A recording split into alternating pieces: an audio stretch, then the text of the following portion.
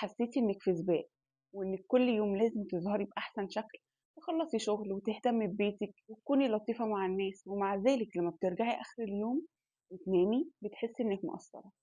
الحقيقة انت مش لازم تبقي كاملة، انت محتاجة تكوني طيبة مع نفسك. عارفة، احنا بنفضل نلوم نفسنا على كل حاجة. اتعصبنا نحس بالذنب، نسينا نعمل حاجة نجلد نفسنا، عيطنا نحس إننا ضعاف، ونفضل ندور على النسخة المثالية مننا. بس الحقيقة انت مش محتاجة تكوني كاملة، انت محتاجة تبطلي تقولي لنفسك كلام صعب، تسامحيها لما تغلط، تطبطبي عليها لما تتعب، تديها فرصة ترتاح وتفرح وتغلط. الطيبة مع النفس مش رفاهية، دي حاجة مهمة. علشان خاطر تكملي، علشان تقدري تدي اللي حواليكي، لازم تبتدي بنفسك. طول عمرنا بيتقال لنا كلام زي الشاطرين ما بيغلطوش، اسكتي عيب ما تتدخليش، لو عيطتي الناس هتضحك عليكي. وعقلنا بيبتدي يتبرمج اننا ما ينفعش ولا نغلط ولا نشتكي ولا نظهر تعبنا لحد. كبرنا وفهمنا ان الكمال والمثالية يعني القبول والحب من اللي حوالينا. غير بقى ان البنت الشاطرة مهندمة مبتسمة متفوقة ومتجوزة وعلى طول ناجحة في كل حاجة. وإن الأم المثالية لازم تربي أحسن تربية، اللي بالمناسبة اللي محدش عارف لسه هي إيه لحد دلوقتي، وتطبخ أحسن أكل والبيت يبقى دايما نظيف وجميل، وإنها بتمتص كل مشاكل الحياة اسفنجة. وإن الست الناجحة هي الست اللي بتشتغل وتكون مستقلة وشكلها حلو وسوبر وومن في كل حاجة، ومحدش عمره بيعترف إن ده مستحيل يحصل كله في نفس الوقت وعلى طول، وإن ده مش الشيء الطبيعي.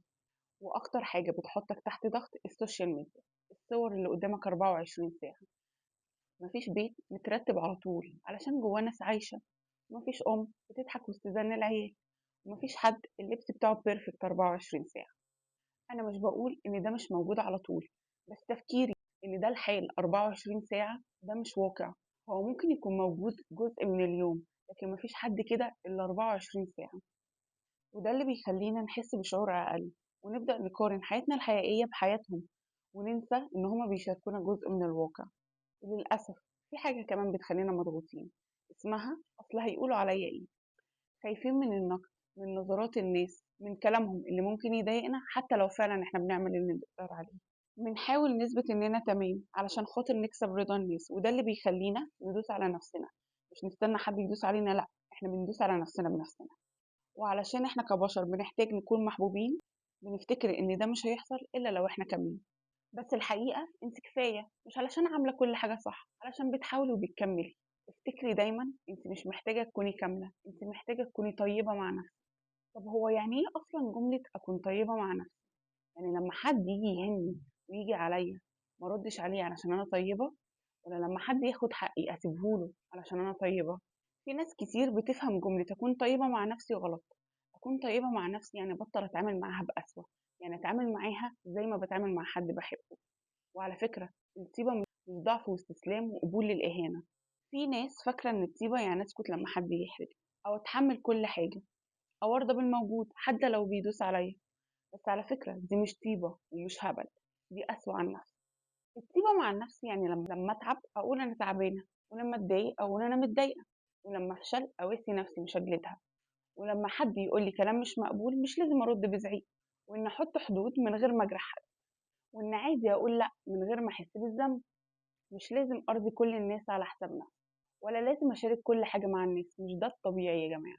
إنك تكوني طيبة مع نفسك يعني تعترفي بعيبك من غير ما تكرهي نفسك ولا تحسي بالذنب. إنك تغلطي وتتعلمي ده في حد ذاته تطوير، لكن جلد الذات مش بيصلح أي حاجة، بالعكس ده بيبوظ كل حاجة. التطوير الهادي هو الطريقة الصح، حتى النتيجة لو ما طلعتش زي ما أنا عايزة مش لازم أقوم الدنيا وأقعدها عشان ما طلعتش زي ما أنا حاسة. الطيبة مع النفس يعني علاقة صحية مع النفس. أغلط بس أرجع أتعلم، أرتاح بس أرجع أكمل، أحب نفسي بس من غير ما أتدلع على حساب الناس، أحترم نفسي وأتعلم أخلي زي الناس تحترمني بس من غير صوت عالي وخناق. طب إزاي ما أدخلش نفسي في دايرة السعي للكمال؟ أسأل نفسي، لو صاحبتي كانت في الموقف ده أو عملت الحاجة دي وجت سألتني يا ترى ردي هيكون عليها إيه؟ يا ترى أنا هشجعها ولا هزعق لها واجلدها وأنب ضميرها؟ أو لو لقيتي نفسك مش بتستمتعي بالرحلة وكل حاجة ليها وزن وقياس، لو حاولتي تعيشي اللحظة حتى لو فيها أخطاء، أو لو جت عليكي لحظة وتعبتي وقلتي لنفسك ارتاحي، كل دي حاجات بتدل إن أنتِ كده بتتعاملي بطيبة مع نفسِك. لكن بقى لو شُفتِ إن أنتِ لأ، أنا ما كانش لازم أرتاح، أنا كان لازم أكمّل، أنا كان لازم أدوس على نفسي أكتر وأكمّل، كل ده حاجات بتدل إن أنتِ بتسعي للكمال. احتفلي بالرحلة وبالمجهود مش بالنتيجة. قولي دايمًا لنفسِك أنا عملت اللي أقدر عليه، واقبلي الفشل الصغير علشان ما تنهاريش من الفشل الكبير. لو مشيتِ baby step هتغلطي وهتتعلمي، لكن لو مشيتِ خطوات كبيرة وسعيتِ للكمال هييجي عليكِ وقت وتزهقي وتبطّلي. لو لقيتِ صوت بيزن جوّه دماغِك وبيقول لِك لأ، أنتِ ما عملتيش كفاية، اعرفي إن ده صوت السعي للكمال.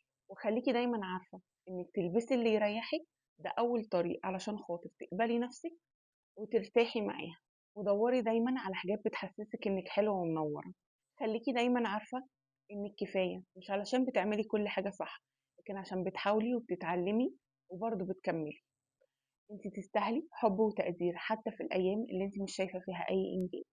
وافتكري دايمًا أنتِ مش محتاجة تكوني كاملة، أنتِ محتاجة تكوني طيبة مع نفسِك.